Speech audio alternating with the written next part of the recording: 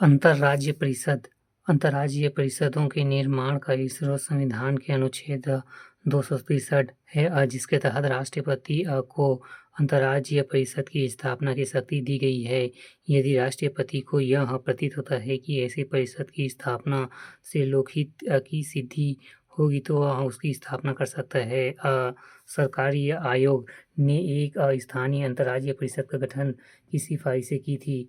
अप्रैल 1990 में इस परिषद की स्थापना की गई, जिनमें संघ के 6 मंत्री और सभी राज्यों के मुख्यमंत्री हैं। संविधान में भी कुछ कर्तव्य बताए गए हैं जो परिषद को सौंपे जा सकते हैं। राज्य के बीच जो विवाद उत्पन्न हो गए हो उनकी जांच करने और उन पर सलाह देने का कार्य कुछ का सभी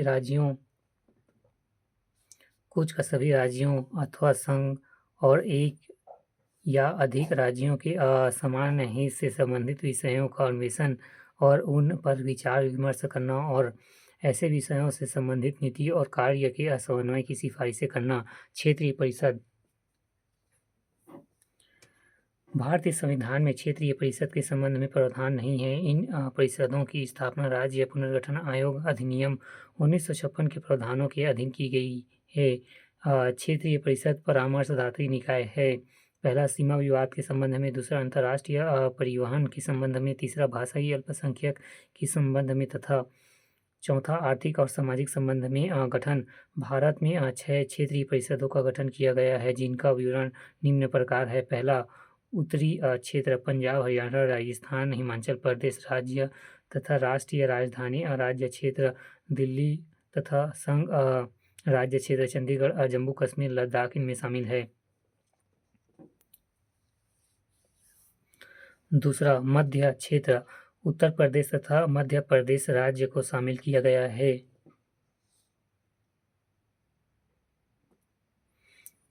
तीसरा, पूर्वी क्षेत्र बिहार, पश्चिम बंगाल, सिक्किम एवं उड़ीसा राज्य को शामिल किया गया है। चौथा, दक्षिण क्षेत्र आंध्र प्रदेश, कर्नाटक, केरल, तमिलनाडु राज्यों तथा पांडुचेरी संघ राज्य क्षेत्र। पांचवा,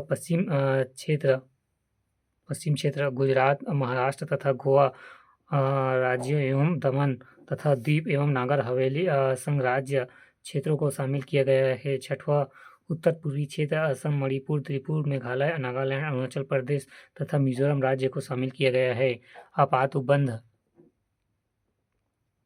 राष्ट्रीय आपात अनुच्छेद 352 के तहत राष्ट्रपति आपात मंत्रिमंडल यूनियन कैबिनेट की लिखित सूचना पर राष्ट्रपति द्वारा लगाया जाता है। आधार, युद्ध, बाह्य आक्रमण एवं सशस्त्र विद्रोह अनुमति 1 माह के भीतर संसद के अनुमति आवश्यक 2/3 बहुमत।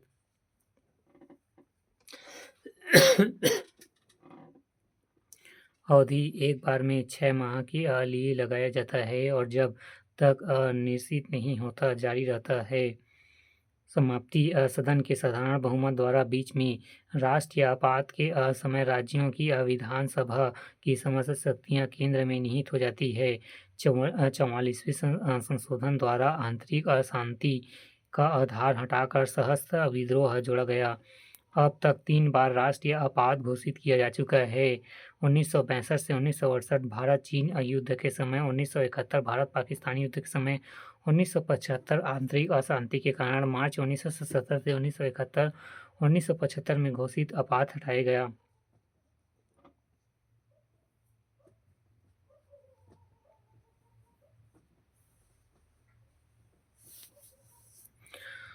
राज्य आपात अनुच्छेद 356 लगाया जाना। राष्ट्रपति द्वारा आधार राज्य में संवैधानिक तंत्र की अविसफलता की सूचना राज्यपाल द्वारा अन्य स्रोतों से मिलने पर अनुमति 2 माह के भीतर संसद से अनुमति आवश्यक। अवधि 1 बार में 6 माह, 1 साल बाद निर्वाचन आयोग की सलाह पर अधिकतम 3 वर्षों के लिए। इसके पश्चात संविधान में संशोधन द्वारा 68वां संशोधन पंजाब में 5 वर्ष के लिए राष्ट्रपति शासन। अनुच्छेद 356 के तहत पहली बार राज्य आपात लगाया गया पंजाब में। अनुच्छेद 356 के तहत सर्वाधिक बार राज्य आपात लगाया गया। मणिपुर में वित्तीय आपातकाल अनुच्छेद 360 राष्ट्रपति द्वारा लगाया जाता है। अब तक कभी नहीं लगाया गया। आधार वित्तीय संकट की स्थिति में अनुमति 2 माह के भीतर संसद से अनुमति आवश्यक। इस स्थिति में असंवैधानिक पदों के साथ ही सर्वोच्च एवं उच्च न्यायालय के न्यायाधीशों एवं किसी भी शासकीय सेवकों के वेतन भत्तों में कटौती का आदेश राष्ट्रपति दे सकता है। कुछ वर्गों के लिए विशेष उपबंध अनुच्छेद 330 लोकसभा एवं अनुसूचित जाति अनुसूचित जनजाति के वर्गों को आरक्षण, राज्यसभा में आरक्षण नहीं।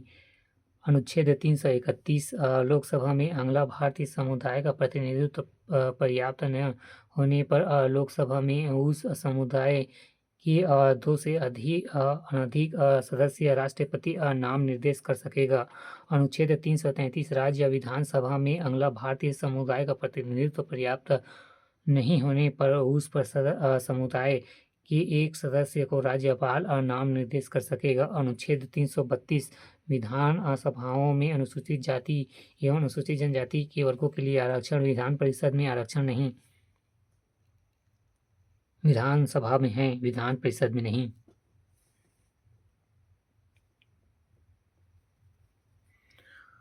अनुच्छेद 335 सरकारी सेवाओं में अनुसूचित जाति अनुसूचित जनजाति वर्गों के आरक्षण। अनुच्छेद 338 अनुसूचित जाति के हितों के लिए राष्ट्रीय अनुसूचित जाति आयोग का गठन प्रावधान। अनुच्छेद 338 का अनुसूचित जनजाति के हितों के लिए राष्ट्रीय अनुसूचित जनजाति आयोग के गठन का प्रावधान।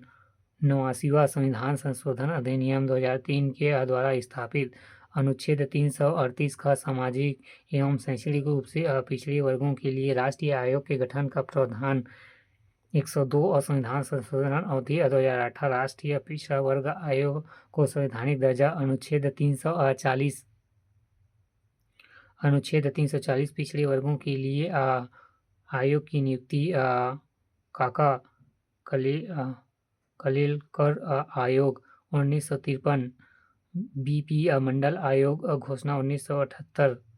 गठन 1 जनवरी 1979।